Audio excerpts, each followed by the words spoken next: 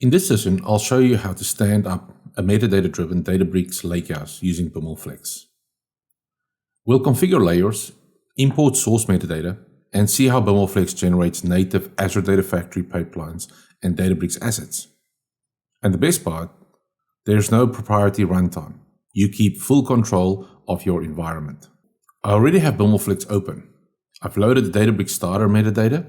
If you're new, you can load this yourself.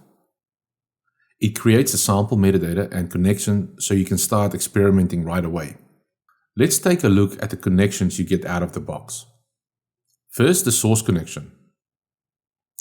In this example, it's pointing to an AdventureWorks database. Next is the landing connection. This is where the raw data is stored when it's first extracted. We also have staging and persisted staging. This is where you can keep a full history of incoming data. Think of this as your bronze layer. Then there's the data vault layer. This is often your silver layer, giving you historization and traceability. Finally, we have the data mart layer. That's your gold layer, designed for analytics and reporting. How do these connect together?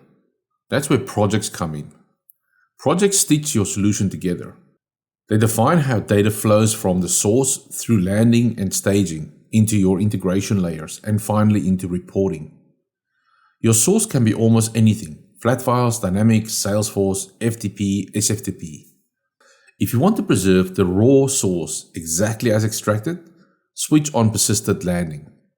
If not, just turn it off. Persistent staging gives you the option to historize the bronze layer or keep only the current state. It's as simple as toggling a setting. Now let's import some source metadata. From the source connection, I can bring in tables. If you're working with files, you can also import directly from flat files or parquet files. Here I'll preview the AdventureWorks schema. I'll bring in all the source tables, whether it's 10 tables or hundreds. BimlFlex treat them the same, because everything is metadata driven. After clicking import, I get a schema diagram. This shows you the tables, relationships, and gives me a chance to apply overrides or add modeling if I need it. And that's it. With metadata imported, I'm ready to generate a full Databricks solution.